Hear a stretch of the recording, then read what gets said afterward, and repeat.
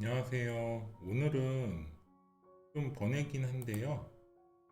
특성화고 특별 전형이 어떻게 이루어지고 또 대학을 입학하고자 하는 친구들이 어떤 루트로 입학을 하는지에 대해서 간단히 좀 살펴보고자 합니다. 자, 보통 특성화 고등학교에서 그 대학을 입학하려고 하는 학생들은 저 같은 경우는 1년에 한 명씩, 2명씩 정도는 같이 만나거든요. 그런데 이게 사실은 특성화고 특별 전형이 상당히 대학교 입학하기에는 좀 유리합니다. 어떤 친구들이 보통 특성화고에서 대학을 입학하려고 할까요? 공통적인 특성을 좀 살펴봤어요. 그게 뭐냐면 일단 취업을 위해서 특성화고를 갔어요. 그런데 이 취업만 목적은 아니었어요. 사실은 그 학업에 문제가 있어서 가는 친구들도 있고, 그리고 아니면은 그냥 나는 전공 계열이 정해져 있으니까 계열을 먼저 선택해서 가겠다. 그런데 이제 어떤 학교를 가든지 2명에서 3명 정도는요, 대입을 위해서 가는 학생도 있어요. 실제로 있어요. 그래서 이 친구들은 보통 내신 관리를 좀 하는 편이죠. 이게 어떤 성향이냐면요. 어떤 그 학업이 굉장히 열중한 그 지역에서 상대적으로 나는 좀 떨어져 라고 해가지고 타 지역의 지방 이쪽으로 고등학교를 가는 친구들이 있는 것처럼 사실은 이제 내신 관리가 편하니까 특성화고를 온 친구들도 있단 얘기죠. 그리고 가정, 가정 사정에 의해서 그냥 취업을 어쩔 수 없이 하게 됐다. 이런 유형이에요. 보통 나눠봤을 때.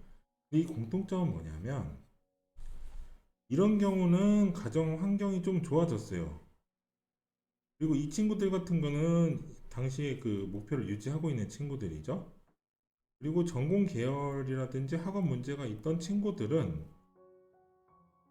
이쪽 생각해 봐야 돼요. 전공 계열이라고 하는 건 일단 취업을 하게 될 거 아니에요. 그런데 선배들이 있겠죠. 학교는. 이 선배들의 연봉 등등을 고려했을 때 상대적으로 고졸이라고 하는 한계가 너무 낮다. 그래서 취업을 하기에는 사실은 이 보수가 연봉이 너무 문제가 된다는 얘기예요. 그래서 차라리 그냥 대학교를 가는 게 낫겠다. 이런 생각에 의해 취업 대신에 대입으로 전환을 한 겁니다. 보통 고등학교 1학년은 사실은 많이 없고요. 고등학교 2학년 여름부터 이런 친구들이 있어요. 근데 저도 이제 논술을 하고 있지만 이런 친구들을 만나다 보니 그럼 이제 제가 이 친구들에게 어떤 조언을 해주냐면 일단 고등학교 2학년 같은 경우는 성적 관리를 좀 이제 시작을 해야 된다라는 점, 그리고 수능에서 직탐이라든지 특정 영역, 그러니까 뭐 국어가 편하면 국어 혹은 영어가 편하면 영어, 이런 식으로 최저를 맞추는 방식으로 좀 조언을 해줍니다. 그런데도 불구하고 그냥 이것 자체도 수능 준비가 어렵다는 친구들이 있어요. 그런데 생각해 보면요, 이런 친구들이 아예 길이 없는 건 아니에요. 왜냐하면 수능 최저라고 하는 게 적용이 안 되는 학교들도 꽤 있거든요. 한번 볼까요? 예를 들면 이런 친구들이죠. 사진이 더 이상 이제 그 가로로 표시가 안 되지만 특성화고 특별전형으로 합격을 한 친구입니다. 그래서 이제 2020학년도 이게 작년이죠. 수시 모집에서 최종 합격했습니다. 그래서 기술교육대학교에 입학을 했고요. 항공대학교 같은 경우도 사실은 최저가 없어요. 그래서 수시 합격. 이런 식으로 그러니까 특성화고를 다니는데 여기에서 취업으로 가는 게 아니라 그냥 대입으로 가겠다. 노선을 바꾼 친구들이죠. 그런데 이 친구들의 공통점에서 가장 두드러지는 점은 학생부 관리가 잘 안 됐다는 얘기예요. 그래서 고등학교 2학년 조금 유리해요. 고등학교 3학년 유리반, 분리반 이 정도가 이제 편성이 되는데 여기에서 우리가 어떤 점을 좀 보완을 하냐면 기본적으로 학생부 관리에서 변별성이라고 하는 것을 좀 생각해 봐야 됩니다. 그러니까 이 변별성이요. 기본적으로 다른 친구들에 비해서 무엇을 강조하고 돋보이게 할 수 있느냐 이 영역을 좀 생각을 하게 됩니다. 뭐냐면 일반 전형에 지원하는 애들과 같이 경쟁을 하는 게 아닙니다. 이건 여러분 저도 이제 그 자료를 좀 이제 그 다운로드 받아서 봤지만 이건 정원 외 전형이에요. 정원 외라고 하는 건 뭐냐면요. 이 학과의 그 기본 정원이 40명이다. 이 40명 중에서 몇 명이다. 이게 아니라 40명에서 플러스 알파의 인원이 측정이 된다는 얘기예요.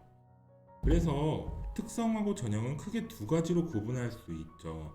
첫 번째는 특성화고를 졸업해서 재직하다가 재직자 전형으로 지원을 하는 경우. 자, 이런 경우는 예를 들어서 뭐 전기과를 나왔다가 뭐 전기 관련 회사에 다니다가 대학으로 입학하겠다. 이 친구들은 아마 같은 개념일 거예요. 이 부분 때문에 여기에서 이렇게 바꾸는 거죠. 첫 번째 유형은 이렇고요. 두 번째 유형은 특성화 고등학교에 다니다가 목표가 달라질 수 있잖아요. 그래서 바로 대입으로 지원을 하는 친구들이에요. 그러면 얘네들이 하나 정원 외 선발이라는 점, 자 1, 2, 3 이 영역을 같이 생각해 보면 됩니다. 아주 간단한 문제예요. 그러니까 쉽게 얘기해서 특성화 고등학교에 다니는 친구들과 비교했을 때 대입 전형을 선택하는 애들이 많지 않아요. 두 번째로 여기에서 생각했을 때는 수능이라고 하는 영역이 있는데 수능 영역을 무리다 라고 하는 친구들은 수능을 준비하지 않습니다. 그럼 그 안에서 또 학생부가 사실은 평가의 기준이 될 텐데 이 평가 기준을 정원 외 선발로의 선발이기 때문에 이 친구들 안에서의 변별성을 주기만 하면 되는 겁니다. 제가 생각하기에는 정말 이 친구들은 유리한 고지에 있는 게 사실이고 또 대입을 그렇게 어렵게 준비하지 않아도 사실은 갈 수가 있어요. 그러다 보니까 여기에서의 경합하는 친구들은 모두 특성화 고등학교에 다니고 있는 친구들이에요. 이 점에서 두 번째, 이 특성화 고등학교에 다니고 있는 친구들 중에서 대입을 준비를 했느냐? 보통 준비를 하지 않고 그냥 지원을 합니다. 그런데 어느 영역이든 조금이라도 이 과정에서 변별성을 줄 수 있다라고 하는 걸 일단 찾아야 돼요. 선별 작업이 필요해요. 어떤 부분에서 변별성을 줄 것인지 전략이 필요합니다. 이 전략이 세워지잖아요. 그럼 그 다음에는 강화 과정이 있어요. 강화 과정이라고 하는 거는 A와 B와 같은 학교에 비슷한 학교 성적을 분포하는 이 두 학생이 있다고 하더라도 이 친구가 약간 떨어진다고 하더라도 사실은 A라고 하는 학생이 이 학생을 이길 수 있거든요. 왜냐하면 학생부가 여기에 평가 기준이기 때문에 이 학생부의 어느 부분을 강화시킬지를 전략을 짜야 됩니다. 그래서 이것을 정해진 시간 안에 강화시켜서 이것을 무기로 지원을 하는 거예요. 이 과정이 각각 달라서 제가 이제 친구들하고 같이 공부를 하면서 그 맨 처음에는 학생부의 내용을 바탕으로 전략을 짜줘요. 이거 혼자 하더라도 누구나 할 수 있어요. 내 학생부에서 내가 강화시킬 수 있는, 혹은 다른 친구들에 비교해서 내가 어느 부분을 좀 돋보이게 할 것인지 다양한 부분이 있죠. 그래서 저랑 같이 수업을 하게 되는 경우가 많습니다. 특히 뭐 자기소개서라든지 이것도 사실은 전략을 짜야겠죠. 어떤 부분이 나는 이 학교의 기본 취지와 맞다. 혹은 이 학교의 어떤 사업 분야 혹은 지역 연계 프로그램이 있기 때문에 이 부분에서 내가 어떻게 참가하겠다. 등등의 이런 전략을 짜겠죠. 그래서 자기소개서에서 구현할 수 있는 부분은 스스로 하고, 그리고 학생부에서 활동 영역이 있잖아요. 이 활동 영역을 좀 강화시킬 수 있다면, 시간이 예를 들어서 고등학교 3학년 2월 정도다, 충분히 많이 있거든요. 그럼 충분히 강화를 시킨 이후에 지원 전략으로 가는 거죠. 네, 이런 방식입니다. 그러니까 학생부 종합 전형이 아님에도 불구하고 특성화 고등학교의 변별성은 학생부와 자기소개서 그리고 면접의 영역에서 준비한다고 보면 됩니다. 그래서 보통 고등학교 2학년이든 고등학교 3학년이든 원래의 목적과는 다르게 취업보다는 대입을 한번 해보겠다, 대학교 준비를 해보겠다라고 한다면, 제가 이제 정원을 쭉 보잖아요. 그러면 특성화 고등학교의 재직자 전형보다는 세분화되어 있지만 전체 인원으로 보면은 그렇게 적지 않거든요. 그래서 대입 전형으로 전략을 짜보시는 것도 굉장히 좋습니다. 그리고 보통은 부모님들이 이렇게 설계를 하잖아요.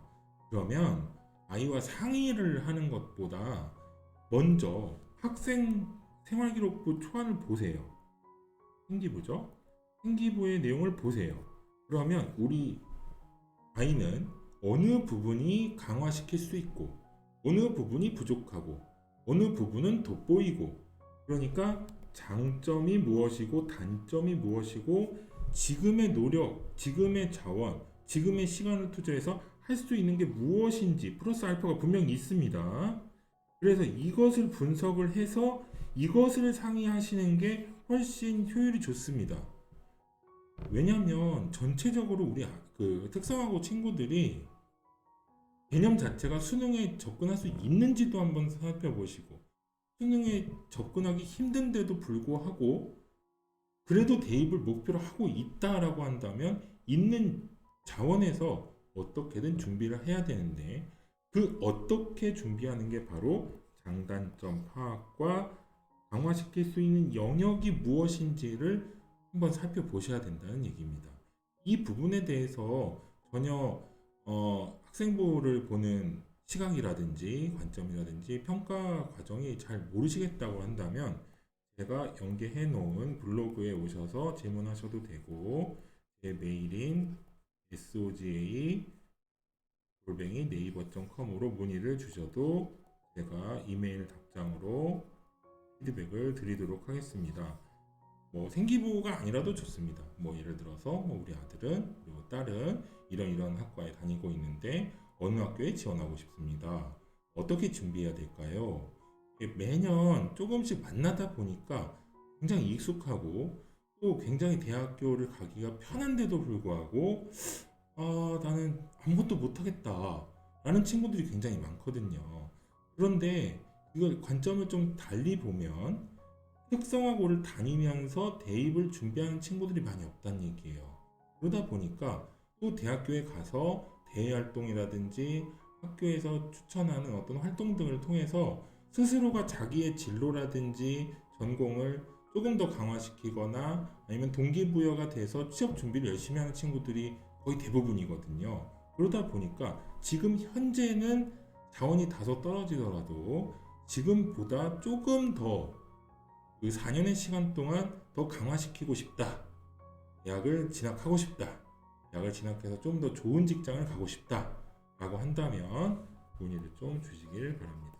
특성화 고등학교는 생각보다 대학을 갈 수 있는 좋은 루트들이 꽤 많아요. 그러다 보니까 매년에 만나는 친구들과 같이 진행하고 있는데 사실은 일반 고등학교보다 오히려 쉬운 부분들이 꽤 많습니다. 하여튼 특성화 고등학교를 다니면서 대입을 준비하는 분들의 많은 좋은 결과가 있기를 바랍니다.